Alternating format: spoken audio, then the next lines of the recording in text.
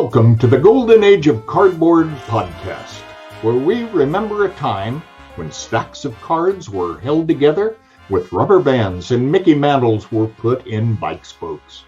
We hope you will enjoy and reminisce as you come along with us as we tell stories about the baseball cards from the Golden Age of Baseball. We will examine the state of the vintage baseball card market and talk to some of the greatest collectors in the hobby. You won't be hearing us talk about any chrome or shiny cards here. Now, to take you on this retrospective journey, here's your host, direct from the shallow end of the gene pool, my son, Mike Moynihan.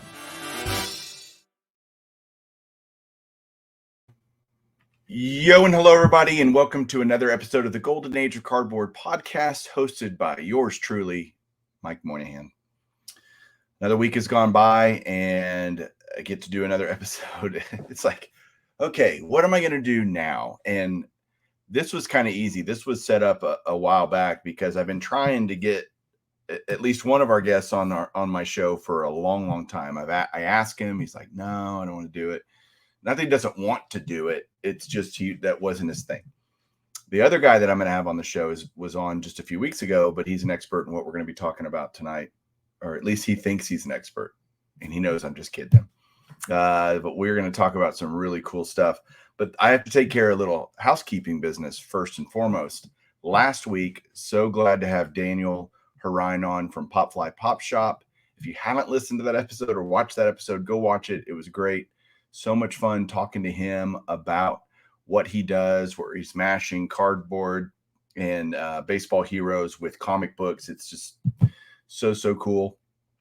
And one of the things that he wanted to do was give away a Popfly Pop Shop to one of the people that leaves a comment. A lot of people left comments. A lot of people didn't follow instructions. So I only included the ones that followed instructions, and your instructions were simple. Put down in the comments, in addition to whatever else you wanted to say, your favorite Popfly Pop Shop. And so I had a bunch of those people that did that. I'm going to do the drawing now. We had how many here that did this? There are 26 entries. And so if you made a comment, I went through all the different comments and wrote down everyone's name, and they're all here. And so now I'm going to randomize it 3 times. I'm going to shuffle it, and then I'm going to spin it, and we'll have a winner.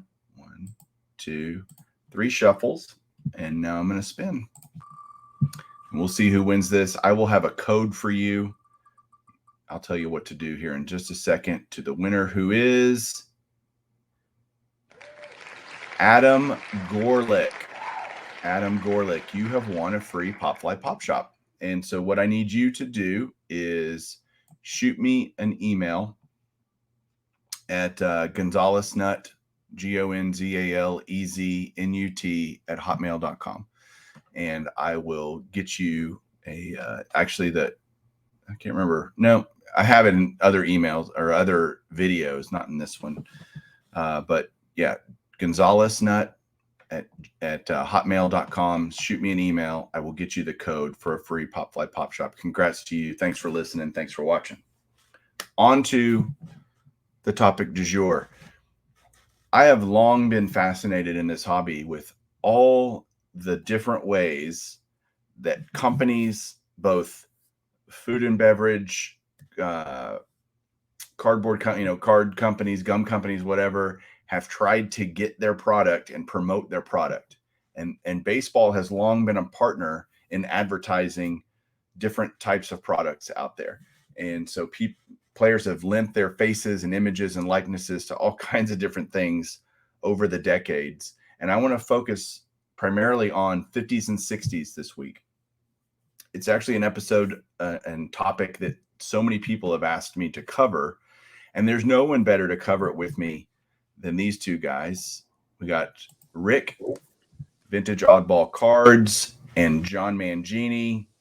Welcome to the show, guys. Hey, thanks, Mike. Thanks for having us. You bet. Rick, first time on the show. Yeah, First time really on any podcast. Is this your first podcast? Definitely first podcast. Yes. Okay. Podcast. I've been on a few live streams, John's and James Elite Hunters, and I promised James that he would be the first one at the National a couple of years ago. He's bugging me. I said I promised him. John's been bugging me, and Mike, you've asked a few times, so it'll be fun tonight. And John just said, "Hey, I want to be on the show again." So here he is. Nah, I wanted John, because John's literally an expert when it comes to these type of cards we're going to talk about and the sets. Yeah, Rick and I share a lot of texting back and forth all the time on different card sets. So thought we'd share it with a broader audience.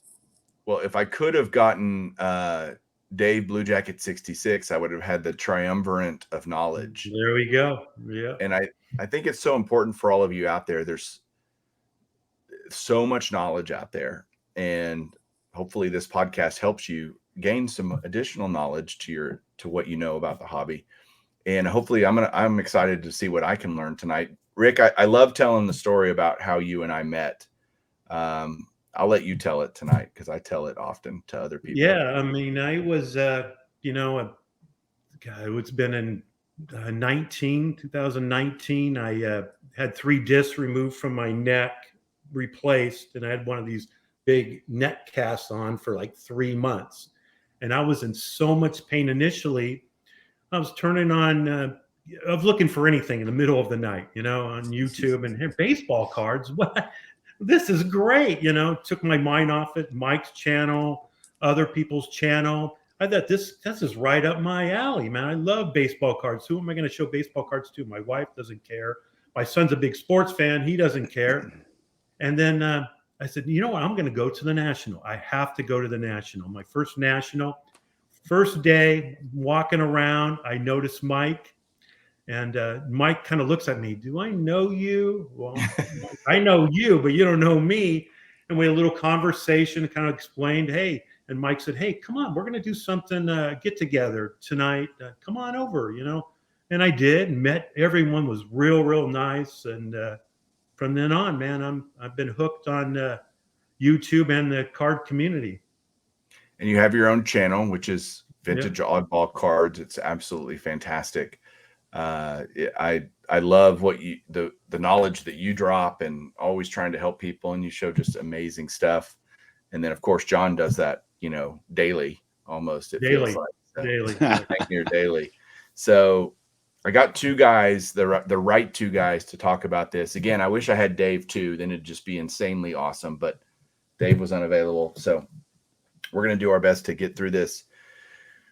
I don't even know where to start with what we would define. And I know so many people in the hobby hate the word oddball, right? John does. I'm one of them. Yeah. And a card's a card. And I agree with you, John. Let's just call it non-standard or what's the proper politically correct way to describe these cards? I mean, to me, it's a card. Just because they weren't issued by Topps doesn't mean it's a different card. Cards were issued in different products going back to the beginning of the hobby. They were in cigarettes, they were in candy, they were in cakes. I mean, you name it, right? Yeah. So Topps, they were with bubble gum and Bowman. Yeah, but they're still unusual, right? They're definitely not your standard card a lot of times because of either the size, the method of distribution. Well, I don't know about that, Mike. I mean, T206 isn't a normal size. That's true. And that's not considered oddball. I actually consider them oddball a little bit, but Rick, how would you define oddball cards, or what's your way? Well, I kind of grew up when I was a kid. My dad would call him oddball because he wasn't a collector, and he says, "Why are you collecting this? These post cereal cards or bazooka cards, and these are oddball cards." And so that's basically, I grew up on oddball cards, and so I just determined. I know people don't like it, but yeah, it's just a word, It's certainly a term used in the hobby. Yeah, and we're going to use it tonight just because it's people be familiar with that term, it's basically just anything that's not your standard Topps Bowman, issue from the 50s or 60s. And I want to spend time in those 2 decades, especially because there were some really creative and inventive, and some of the oddball stuff I think is horrible, actually, ironically. But in terms of the way it looks, I just think it's like, ugh, it's so ugly. But that doesn't mean I don't have them, which is the funny part, is even if you think they're ugly, it's kind of like your dog. If your dog's, kind of one of those ugly mutts, you still love your dog, it can still be the greatest dog. So where do we want to start? What do you guys want to start with? Rick, I'll let you kind of start talking about some different sets that you love and why you love them. Yeah. So, when I first got in the hobby, or, if I wanted, let's say, a mantle or a maze, Topps cards, even back 20 years ago, were expensive for me. So how, I can get a mantle post serial card or a maze post serial card, and for, half the price, a quarter of what the Topps card would cost me. So, I started collecting those types of cards, and then I started to enjoy, the research on it, post serial, what years, how did it, what serials were they on? What was I just loved the research of them. And so that's kind of how I got started. But I mean, we could start with however When you did want you to. start, Rick, sorry to interrupt you. When did you start doing that? Was that in the 80s, 90s, or was it later? That would have been around around 2002, 2003, when eBay first, where God, I didn't realize I'm on eBay now, just like YouTube. Man, you can buy cards on eBay. Yeah. This is back when eBay first kind of got started, graded cards. And so I was going, I can't afford like even a back pre-war, a Ty Cobb card, but I can afford a Colgan chip, beat up Ty Cobb chip card, for $100 back then, or whatever. So then I started getting into, maze, mantle, because I already have all the Topps cards. I grew up on the Topps cards, Bowman cards, so I have all the cards. Basically, they're not in all great shape. I collected them as a kid, but I have them. So I started to venture out onto oddball cards. Some other issues that when I was first married, and this, I couldn't afford, some of the high end Topps cards, but I could afford, You mentioned 2 things there that I want to ask John about real quick before we get into some favorites. 2 things you said that I think are incredibly important for collectors out there that are listening to this to consider. One is Rick mentioned he had all the Topps cards, we all know what those look like, right? And Yep. the discovery of the unusual, the discovery of the not so common, I think brings an additional joy, right? You kind of like, whoa, eureka. You have this moment of, I've never seen that before. I've seen a 52 Topps mantle. I know I could literally draw it in my sleep kind of thing. I've seen it so many times. All these cards are so commonplace to us, yet the unusual is special. Do you agree with that, John? Absolutely. That's what it's like. You're a little kid all over again when you discover some of these more obscure cards. Like the first time that I saw a Ted Williams, Wilson Franks card, or the Dandy Mickey Mantle, those kinds of cards. Yeah. It's a whole new world. It opens up a whole new world to collect. It does. And I think that's important for, if the mainstream is, if you're getting, some collectors get bored and they just want to try something different. Hopefully this will, through this conversation tonight, spark some things for you to kind of go look at. I had a guy actually email me right before I hit record for this show for a collection that we had bought for Chasing Cardboard or consigning. And he's like, man, I don't know if you found any armor coins, but that's my specialty. And I'm like, as a matter of fact, I have a whole ton of them. That's why I pulled them all out, because this guy's wanting a list of all the ones I have, because he's collecting armor coins, which were, I guess, in Armor hot dogs back. I have all of mine are from 1960. And it's so just like, I might not have thought anything of them, right? But there's people out there that love to collect all of this stuff.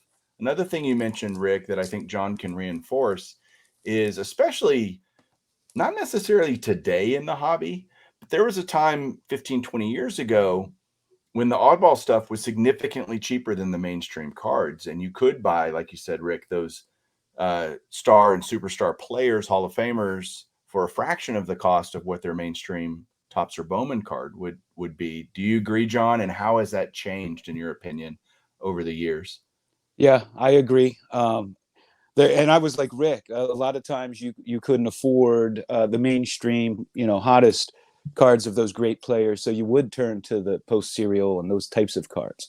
But that certainly has changed. I mean, when you're looking at like I brought up the Ted Williams, Wilson Franks, or the Dandy Mantle. I mean, those sell for a lot of money now. They're some of the most coveted cards, and a lot of that has changed. I remember the Sanella Babe Ruth. Yeah, I mean, you couldn't give that card away for a time, and now even in lower grades sell for, last I looked, around 3,000, 3,500. What do you think has contributed the most to the kind of appreciation / Rick, if you were to think about what's resurgence isn't maybe a word, but just maybe the emergence of the appreciation for the obscure oddball stuff? Well, I think for me, it has to do with the rarity of a lot of them. I just picked up I'm looking at right now, a 54 Stallmeyer Franks Willie Mays, and it's very expensive, but you don't see them every day. I mean, if you go on to eBay, you might not see one for sale. If you do, the guy wants $20,000 for it, So I think for me, and I think other collectors, it's kind of the rarity of it. You just don't see them every day, and people are going to pay up for these types of cards. Now, of course, post serial cards, they're all over the place. I mean, I could show you binders and binders of them. When I was a kid, my mom would go to flea markets. She'd bring home post serial cards. But there's some of them that are just, to me, so scarce, especially any kind of decent condition, that people pay up for these types of cards. I don't know what John thinks, but yeah, for me, it's two things really. Number one is exactly what you said. I too, and that's why we get along so well, chase the more obscure and the rarer cards, or more scarce cards. But then, in addition to that, when you've been collecting as long as me and Rick, we have all the top sets and everything. So as you mature in your collecting, or just a matter of time, you run out of things to buy. You have to move to those other sets, really. So I think that contributes to it too. And of course, with the pop reports and everything, people are realizing how scarce these are. And also with YouTube and other education, a lot of people might not have known these existed before. Almost every video I get a comment saying, I've never seen that before. I didn't know those existed before. And then my viewers are on eBay trying to find one. I get that all the time. So if you didn't know it was in existence, you wouldn't even go shopping for it. Just out of curiosity, I think the three of us have a pretty healthy amount of combined experience in the hobby. I'm at 41 years. Rick, you're at how many? Man, yeah. I started, my very first box I opened was 71 Topps. Okay. That's how old I am, 71 Topps. So that's 51 years. So 41, 51, and John?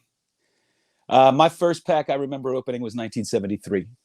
Oh, that's the year I was born. Good God. So I was very little. My mom started buying me cards when I was like 2 years old. I don't know why.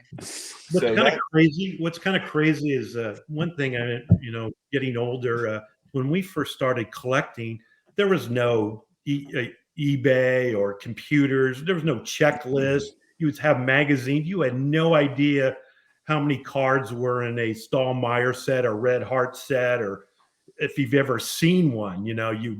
So I mean, it's completely changed the hobby to when we started to collect. Even Topps, for that matter. You'd have the card checklists. You go by those, or it was just a whole different time. And nowadays, people are getting more educated on the oddball type cards, because you can definitely you can find anything, pretty much research it on the computer. And so I think that's another reason why I think people are kind of heading Yeah, that. there were a couple of books I got my hands on in like the late 70s, early 80s, and they featured some in quotation marks oddball cards and some of the more scarce cards. Like that's the first time I saw this Hank Aaron bazooka, for instance, and that's how I found out that existed. Or the Willie Mays Hires Test. That's how I found out that existed. But it was very few and far between, like Rick's saying. The education now, it's easy to learn about these things. But back then, if you didn't know it, you didn't know it. There was nobody to teach you about it. Yeah, I think the two things that to me have contributed the greatest to the emergence of these oddball things is like you have both mentioned, it's out there. People can go learn about it. There's a lot more readily available information through a Google search. You can probably find all kinds of different stuff. Watching on YouTube, you can learn about these sets, and a lot of them are like, wow, that's kind of cool. I've had people tell me, oh man, I didn't even know that Dick Perez thing exists. Certain things that I have extensive knowledge about because I went and learned it. Like Rick, I love doing the research and love, man, how do I find out more about this? The funny thing is I never discovered any of the information myself other than like I don't get firsthand. I don't call Tops or whatever and go. You learn it from that knowledge has been passed down over the generations of card collecting from other people that did do the serious grunt work to find this stuff out. The only thing I've ever discovered is when I interviewed Dick Perez and he mentioned that he got to pick who each Diamond King was every year. Donruss had no say in it. They didn't care. In fact, they didn't know much about cards from his deal. And so they let him choose who he was going to portray in the Diamond King sets throughout the 80s and 90s and whatever. That was a fantastic interview, by the way. Thank you. I enjoyed that. But I think another thing that has contributed tremendously to the surgence is set registries. If you think that people can, whether or not they use PSA to grade their cards or not, what the set registries provide is a wonderful checklist of if you want every Willie Mays, Mickey Mantle, Hank Aaron, Dale Crandall, whoever, right? There's a master checklist for all of those cards. And people are going, man, they may be looking at Rick's favorite player is Willie Mays, right? So you look down the list, or John's is, Clemente or somebody like that. And you go down this list, you're like, I've never heard of that before. And so it may not even be that you're chasing a PSA version of that card for the set registry, but it gives you, or trading card database, or, other different checklist online systems where you go, wow, I need to find out what that is and learn about it. I think that's contributed tremendously to the popularity of this kind of stuff. I mean, Agreed? the hunt too. I mean, I love the hunt. I mean, John and I, hey, John, yeah, look at this card here. I found here, there, where. Did you ever see this before? Yeah. I've never seen it before. Like I picked up a 1952 Num Early Win Cleveland Indians regional set. I've never seen this before, but I recently picked it up. I didn't even know that this existed. So it's just really cool to research it. How many cards are in the set? It's all Cleveland Indians, Yeah, Rick, you had brought up the post serial, and Mike, you just showed a Mickey Mantle that you got, and there was some. You were talking. Yours was the perforated, right? Right. So those cards, some of them were issued on the back panel of the cereal box, and they were cutouts. But the perforated ones were actually a send-in, and you'd get a sheet. And there were a few cards on the sheet that weren't on the boxes.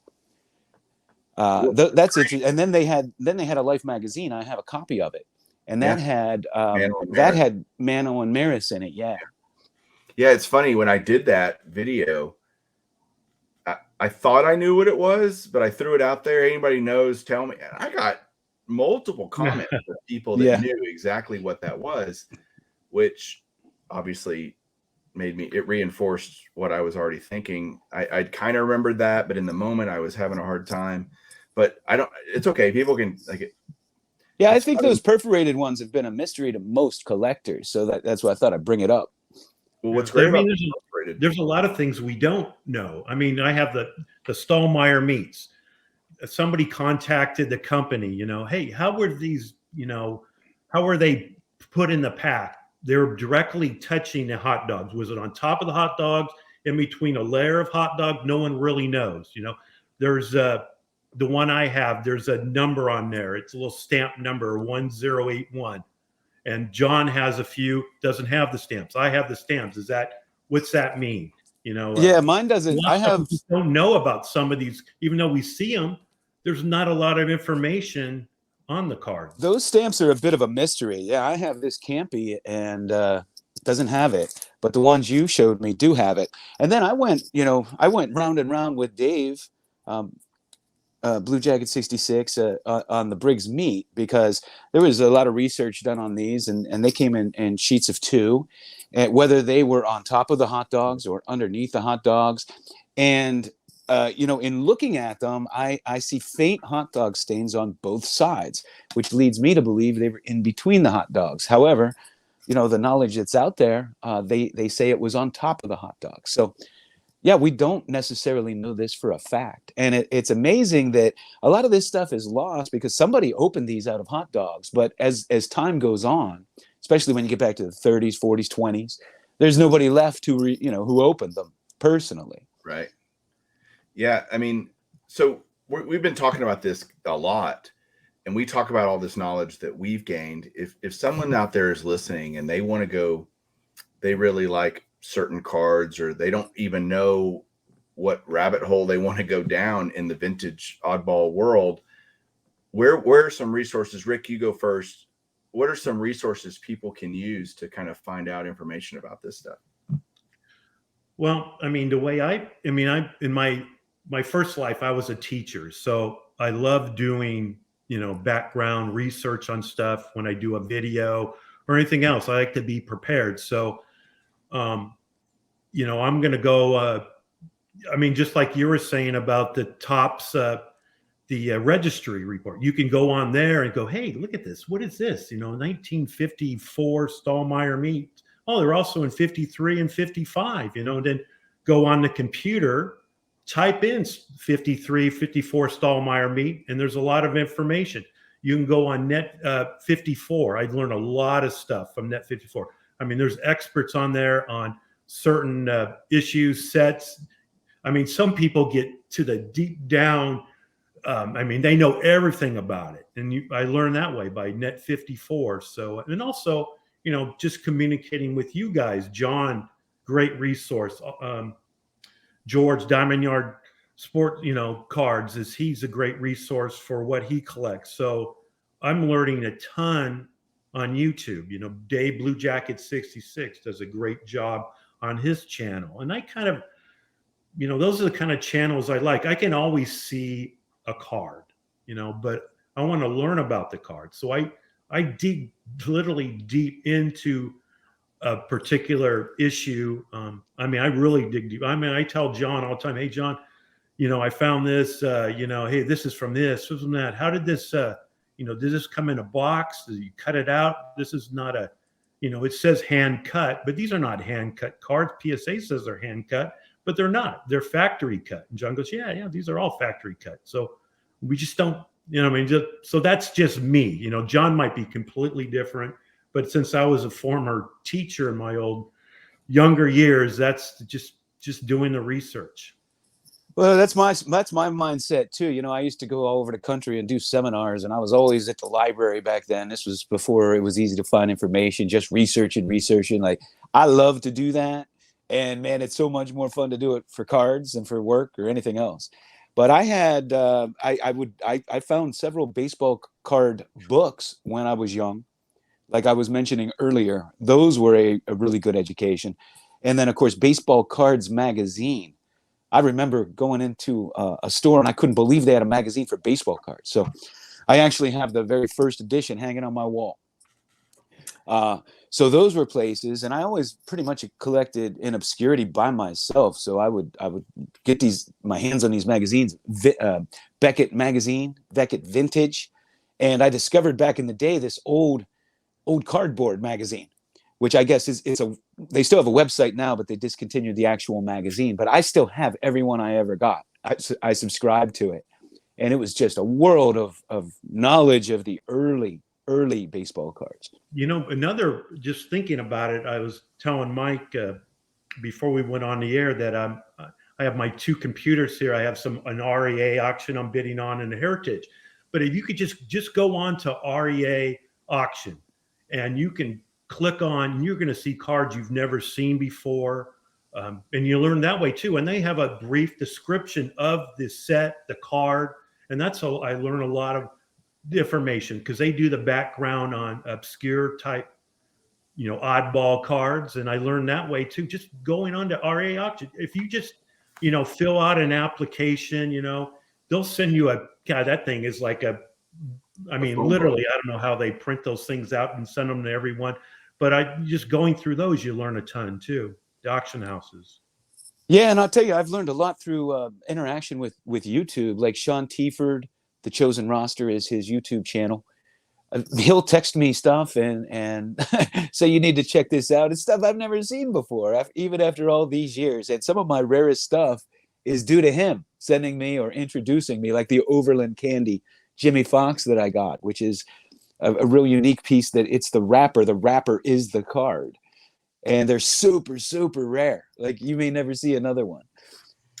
Yeah, I love all the things you guys are mentioning are great. Net54, which is a forum, by the way, an online forum. I think the standard catalog is good. I mean, you guys all saw this. I did for my podcast listeners, in this weird collection I got, I had these pink looking game cards. Did somebody just come to somebody's house? Yeah, somebody's at my front door. My That's funny. But I had these pink. They look like somebody. It looked like a wanted poster, And so I found that I thought they were so interesting. I'm like, what are these? I thought they were just kind of random weird things. Well, I was talking to John Keating, who is That 70s Card Show. He's like, well, let's look them up. What card number, and we start looking stuff up and doing the research. And, they're from 7-Eleven, 1961. And we're like, that's weird. That never heard of them, And then I find out from someone else that they were only issued in Texas, and because 7-Eleven started in Texas. And so just all these super cool things that just by doing homework. And then I used the standard catalog of vintage baseball cards, which is another great, everybody should have. I meant to mention that. Everybody should have that. I just go through and read it. I was reading it right before I got on here. Yeah. Everybody should have a standard catalog. Rick's had to exit stage left for a minute. So John, it'll just be you and me. But I had hoped when I got these 61 7-Elevens, like, oh man, I got something John has probably never heard of. And you turn out to disappoint me in the fact that you already had heard of it. And because I had never heard of them for sure.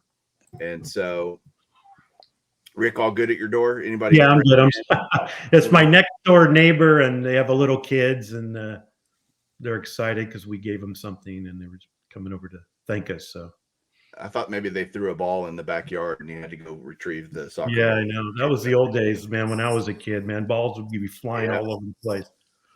And then the next door neighbor dog grabbed your Babe Ruth signed baseball because it went over the fence. Like in the Sandlot. Or we always had to pick the kid that kicked it. Oh, you kicked it. You got to go ask the neighbor if you can go in their backyard and get the ball. Like your fault, y'all mentioned also something that I thought was interesting. I think it's important for people to do their own research. And I say that because what a grading company might say on a flip, of a graded card, hand cut versus factory cut, we know that they don't know everything either. We like to think that they would, they don't. And there are so many times that things are mislabeled or misidentified or whatever. And so I think it's really important to stress to everybody out there to do your own homework or listen to people that really know what they're talking about. You find an expert. Well, Mike, I want to add something to that. So I made a discovery on my own doing some research, and And this is, even though there's all this information and people have been collecting for all these decades, there's still things they don't know. There's things that PSA gets wrong, right? So I got a W555 Honus Wagner. Now they used to be listed as 1907, and then PSA started listing them as 1909. Well, there's a Stan Kovaleski in the set, and he's with Cincinnati. Well, he was only with Cincinnati in 1910. So that means that those cards are either from 1910 or they were multiple years. But the grading companies still don't recognize them as that, as far as I know. And all the labels I've ever seen either say 1907 or 1909. And so that's still a little bit of a mystery, but I mean, you could be assured if a player only was with that team in 1910 that they were at least issued in 1910 and possibly over multiple years. But they couldn't have been 1907 or 1909 then. Yeah. Unless they were multiple years. Yeah, that happens. We can't expect them to be perfect. If you own the card, does it really matter at the end? I mean, if it's labeled incorrectly, maybe but I'm just, bothers my point me. is don't take it as gospel. Yeah, I'd like to have the label accurate. Well, we all know 49 leaf is labeled everywhere for PSA as 48 leaf, right? So yep. Dave and I did a video on that not a couple weeks ago for Golden Age, putting it to rest that it's 1949 leaf, and Dave is very convincing. Absolutely. Rick, I want to get into a little bit some of your favorites, maybe from the 50s and 60s, different sets that you just think are so awesome. Maybe tell some stories about it and all that, and then I'll let John do the same. I mean, hey, I just want to say that was Harry Kovaleski, not Stan. If anybody looks that up, I got the wrong brother. No problem. Well, I mean, too many names in my head. Some of my favorites would be the Red Hearts. The beautiful, beautiful cards. I have for those that are watching on YouTube, I have a 54 Red Heart Mickey Mantle here. Beautiful cards. I mean, the color of these things. Here's Red Shanstein's. Just beautiful cards. Even like the back where it says on here Red Heart, Big League Dog Food. I mean, just fantastic sets. Others would be, the Red Man tobacco cards are just beautiful cards, and you can get them rather inexpensive. I mean, for a Museo, some of the Hall of Fame Kiner, I mean, $30-40, you can own a Ralph Kiner Hall of Fame player, Stan the Man. Beautiful cards. If you see them in person, I mean, on YouTube or on eBay, they'll do them justice. Literally, there's just beautiful, beautiful cards. What other ones? Just the one I was mentioning. I keep mentioning it because I just got this one. And Dave Blue Jacket 66 told me, hey, you got to get this thing. This thing is in price is gonna skyrocket. Is these Stallmeyers? I mean, this one, most of them are going to be a 1. You're lucky to get a 2. The reason is because, again, they can see all the staining, but it doesn't matter to me because it's Willie Mays. This is the way they came. I mean, literally touching the hot dog, but just beautiful cards, They love the backs, because back tells a story. You can, a baseball kit, you can, turn in the complete set, win a glove, a Babe Ruth card or whatever. It's just I love that kind of thing, so that's another issue. And you can, the Mays, the Mantle are very expensive, but you can pick up a Monty Irvin relatively inexpensive, so you don't have to get a Mays Mantle. You can get, a fringe Hall of Famer to a very good Hall of Famer, a lot of times a lot cheaper than a Topps card, especially the Red Man, even the Red Hearts, Yeah. Hey, those Red Hearts, do you know how those were distributed? Well, I know I think it's up to 1972, literally, you could order the sets through the company, but I know that's not the typical way. They weren't issued in with the dog food. They were mail-ins. And yes, that's the interesting thing about those is the company honored those. until the early 70s. Yeah. Which I don't know how many people would have actually still had them to send them in. I wouldn't imagine there were many, but they did honor it for many, many years. Well, the crazy thing, the Red Man, you go, there's no staining on them. Well, they were in a plastic fixed to the actual tobacco pack or whatever box. So they weren't inside the box. So a lot of times they're going to be maybe a little bit bent because they're bigger size cards, but you're not going to have that kind of staining because they're actually outside of the box. Yeah. How cards are distributed is kind of fascinating too. So these are among the rarest cards in the hobby, the 1962 Pittsburgh exhibits, and they look like big playing cards. Like, I think this is Satchel Paige's most rare card. Yeah, very rare. He has the 67 Venezuela, but this is way more rare than that. But these were issued in arcades at Kennywood Park in Pittsburgh, and I grew up in that area, and all the schools had our summer picnics there. So kids went there once a year, but it's just fascinating. But growing up, I never saw these, even though I grew up in Pittsburgh.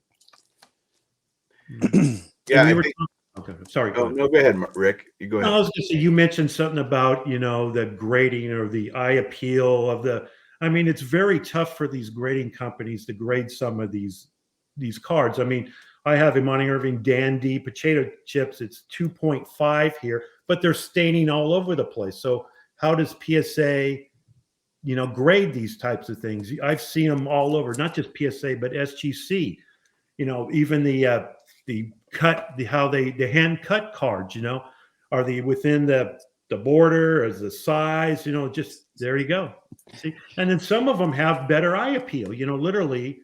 I don't mind the staining because that's just the way the cards came, but you're going to pay high up for one that doesn't have that type of staining. What's interesting with Dan, how the companies decide. So for collectors, I think, don't go buy a PSA 6 Monty Irvin Dandy, buy.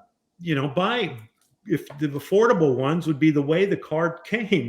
There's staining on it, so eye appeal, just the way the card basically came out is kind of really cool to own. I don't know if you guys agree with me, but it doesn't matter. Literally doesn't matter. The Willie Mays here, Stallmeyer, staining all over the place. I can care less. Literally, I can care less. I'm not going to pay double, triple for one that's, I like this types of things because that's just the way they came. Now, the modern collector, I'm just totally just the opposite, right? Everyone wants a PSA 10. I can't tell the difference between PSA 10 tops here or PSA 9. They all look great to me. Well, when you're talking about 50s oddball type cards, they didn't come that way. So I don't know. I'm kind of rambling on. I don't know if you can go over kind of maybe what I just mentioned or something. Go ahead, John. I was just going to say the interesting thing about the Dandies that people might not realize is they're Pittsburgh and Cleveland heavy. They have more Pirates and Indians than others. Yeah, I actually love the Dandy cards. They're one of I just think they're very well designed. The Mantle's obviously a really great card. Is Mays in that set? No, there's no Mays. No. Okay. Like I said, it's Pittsburgh and Cleveland heavy, but there's like a Duke Schneider, Red Shane Dinks. Yeah. But there's a Bob Feller. That's a nice one. What's kind of cool is some of these why some players are like the Stallmeyer. Mays is in the 54. He's not in the 53, probably because of the military. He's not in the 55, but he's in the 54.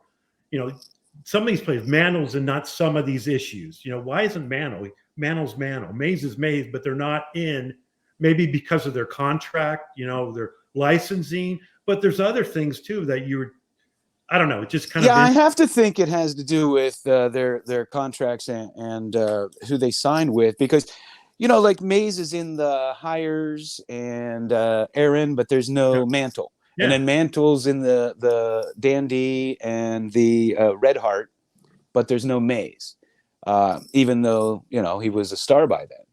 And you see this a lot, in other sets in the the late '60s. You notice that it might be missing Hank Aaron, but it has all the other stars, things like that. So I guess that's contractual. I would have to believe. I'm gonna grab a couple of cards. Y'all keep talking. Y'all are doing great. Okay. So Rick, one of the do you know about the royal desserts? Yeah, I do have. I picked one up at the. I don't know if you remember, but I did pick one up at the National. Wait, that was on Sunday. I picked it up and you left. Oh, okay. So these are pretty scarce. And Yes. I got this Warren Spawn. Now, royal desserts. That was what, a Jello, a pudding? What was that?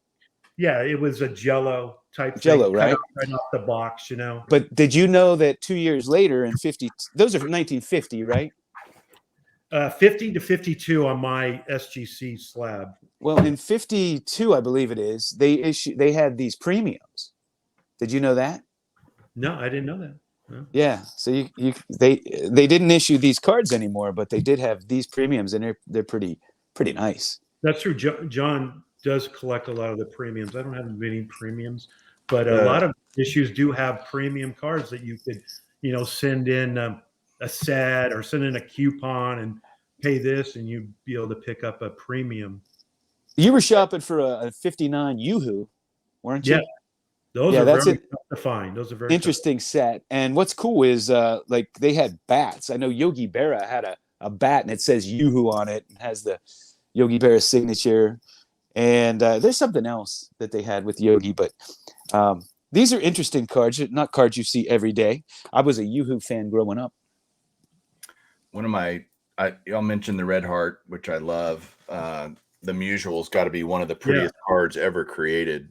And that's he's not in the 54 tops, right? Right. This is his only, it's not even but he does have these 55s that were on a shoebox, or not a shoebox. They had a glove, came in a box, and these were on the top of the box are cutouts. I think there were 6 of them.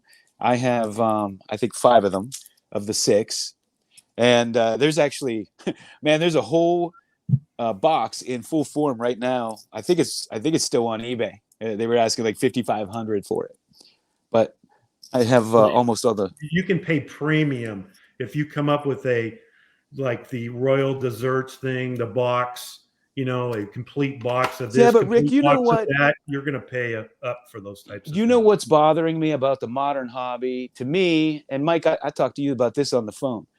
It's like because of the way the prices are and everything has to be graded, people take these gems, these rare gems, like a complete box, and cut them up so that they can grade them. And I was watching this 1964 Meadow Dairy, and it was the whole milk carton with the top cut off. That thing may be the only one in existence, and it has there's 4 little tiny cards on it: Mantle, Koufax, Mays, and Bill Mazeroski. And I just feel like whoever got that's going to cut it up and send them out individually to get PSA graded. And that carton belongs in a museum or something. It may be the only one that exists, because those are so rare to begin with, let alone a full carton like that. And that just breaks my heart, to be honest, just because it has to be in a PSA slab. Well, hopefully they don't. You also mentioned Wilson Franks. One of, I love those as well. I've got the Campanella here that I'm showing. I think that's one of Campy's coolest cards. And any card that has hot dogs floating in the corner of the card is a good thing. That's what I always say. That I have Campy the Gil is Hodges, amazing, which is a great card as well. I do not have the Ted Williams. It is huge on my bucket list. I have Feller. I have Bob Feller. But it's so expensive, the Williams. I think just the rarity. And I'm fortunate to have the Feller, the Ted Williams, the Campy. I mean, I just love this set. I think and it's a small set one too. is like $3,000 right now, but Williams. Yeah. Just now, how about the 1950 Drakes? I love these. Oh yeah. So these were issued with 2 different kinds of cookies. And from my experience, when you get the raw one that came in the oatmeal, I believe it's the oatmeal cookie. Too. You can smell it. You could still smell the cookies. on the cards. It's pretty fascinating. And I think it's the oatmeal because that's what it smells like to me. Yeah, that one in particular that you can still smell those are pretty after all these years. too. They're not the most beautiful cards. I mean, they're smaller, on the TV set, but you're going to pay up for those types of cards too because you just don't see them every day. I was just fascinated with those when I saw them. And how about the Cons Wieners? Yeah. I mean, these are really scarce. And what's interesting about these, they started making these in 1955.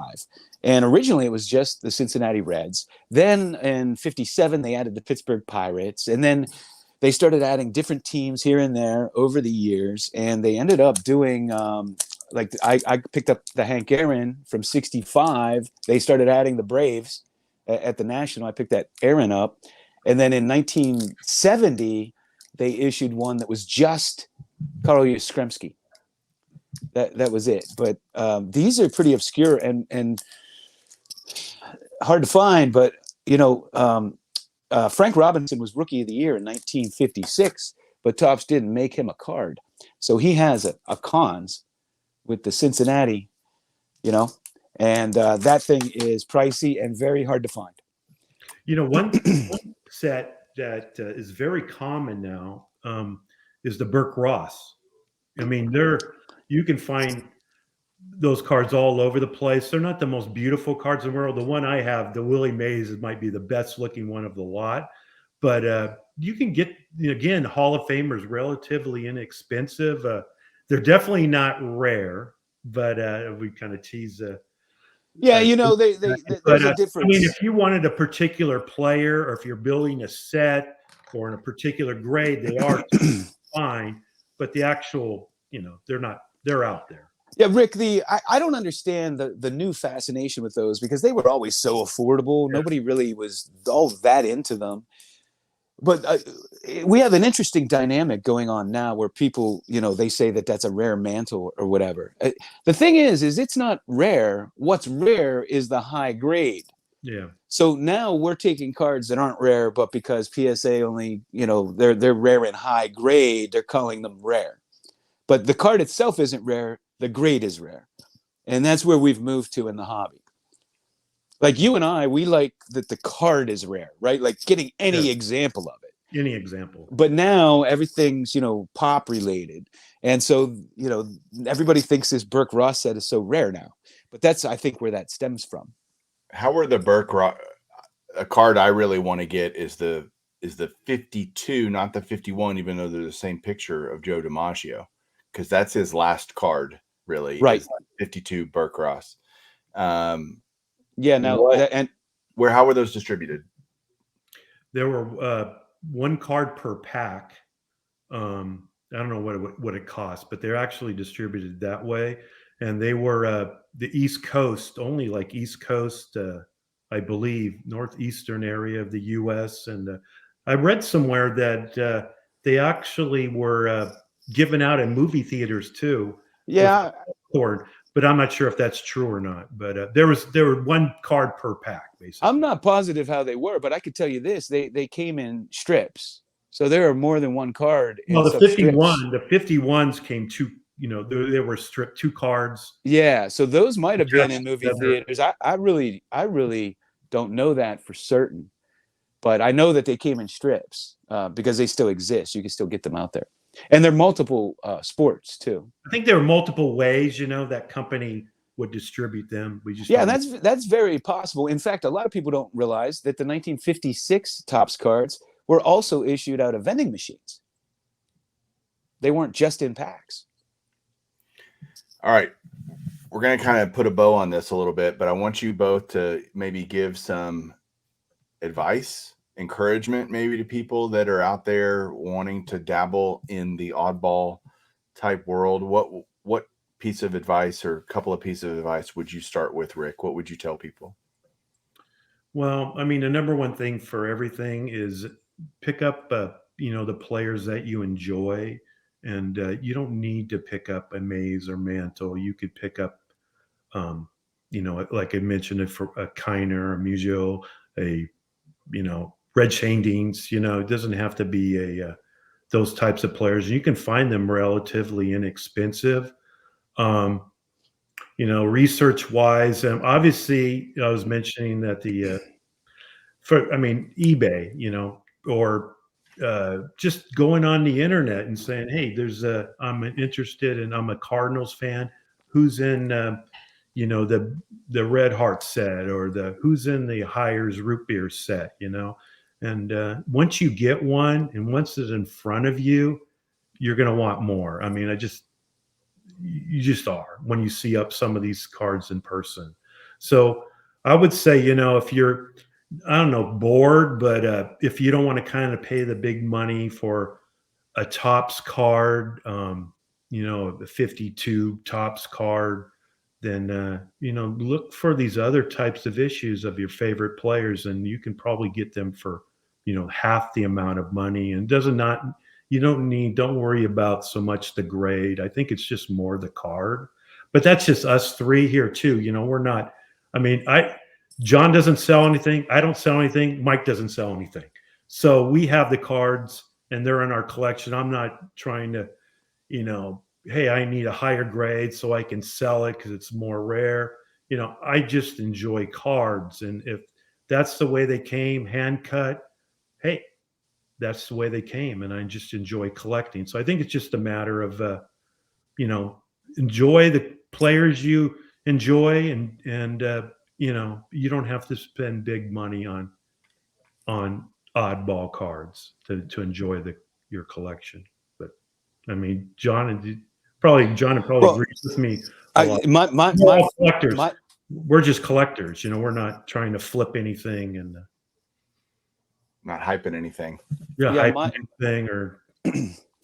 My advice would be similar in that collect what you like. Collect what you want. Don't let the hobby dictate to you. Because I'll tell you what, years ago when I was buying these things up and nobody seemed to want them and I was getting them for next to nothing, now a few years later, that's what's hot. Things come and go in the hobby as far as what's hot and what's not. And a lot of the things I was buying up, nobody had a big interest in. But over time, that has changed in a big way. So that's first. The other thing I would say, we all collect vintage, but we all collect differently.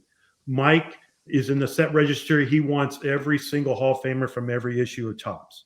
He wants, doesn't have to be a high grade, right, Mike? 3, 4, 5, 6, 7, Right. I don't do that. I have my beater cards that I have when I grew up, and I don't need another. I know Mike doesn't collect this so high grade, but I don't need a 7, 8, 9, 65 maze. I have my maze, and I'm venturing out on some other stuff that I tend to enjoy. Not everyone's going to enjoy what I collect. Not everyone. John, I tease him. He's kind of more. He collects everything. Hoarder. I call him like a kind of in a good way, a hoarder. He'll.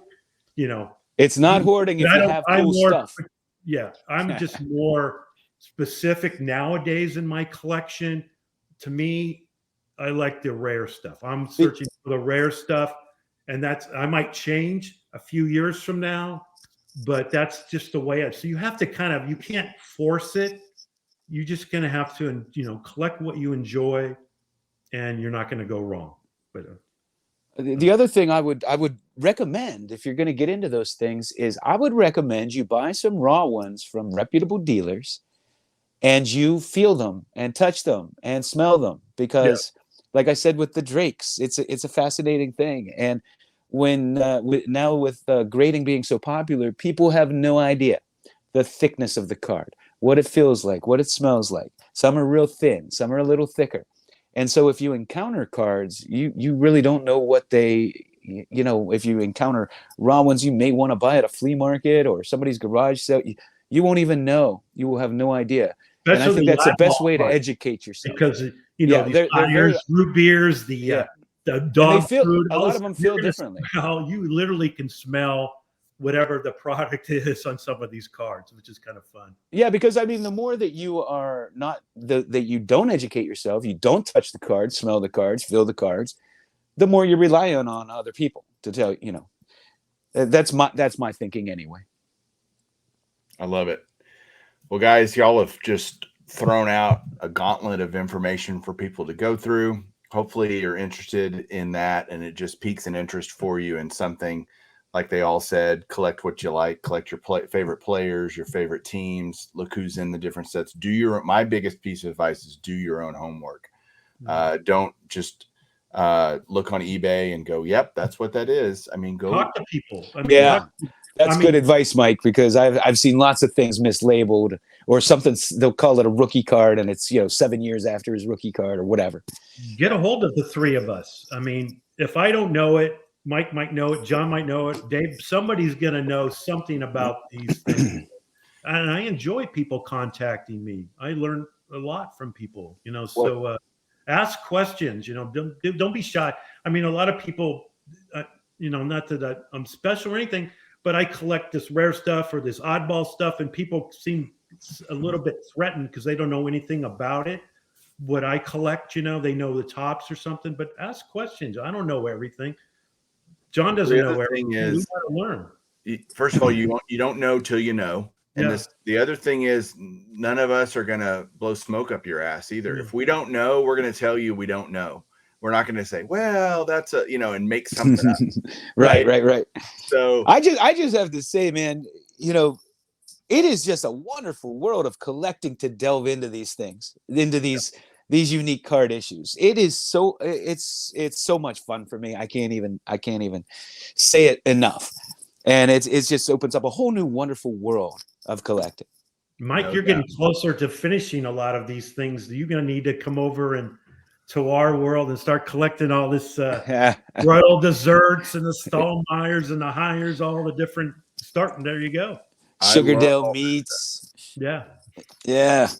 I love it. I really do. I have a Sonella, Ruth. The home run derby. derbies. Oh yeah. I beautiful cards, man. The home run derbies are tough. So expensive. I got the Ernie Banks not so long ago. Well, guys, we're going to wrap it up. If you need information or you heard something, please go follow these two guys on YouTube. Rick is Vintage Oddball Cards on YouTube. John is just the Mangini Collection, Mangini Collection. Go check them out. You will, I promise, learn something new and make some new friends and be able to ask questions. So feel free to take advantage of that. Go check these guys out. And guys, thank you so much for being on the show today. I really appreciate it. It was fun. It was really Thanks, fun. Mike. I'm just honored to be on with Rick. Oh, there we go. And I'm always honored to be on with you, Mike. I'm honored to have Rick on. I'm just thrilled to death that he agreed to do this. And Rick, people out there are going to really feel how much you know. I should have done this a long time ago, I guess, but I mean, I love talking cards, Rick, it's never too late to do the right thing. Right. Yeah. But thanks, Mike. I really enjoyed it, man. You bet, guys. We all have a good one. And out there, everybody, no matter what you're collecting, if it's dog food cards or post cereal or, lollipop cards, I don't care. Just have fun with it and keep collecting. Take care, guys.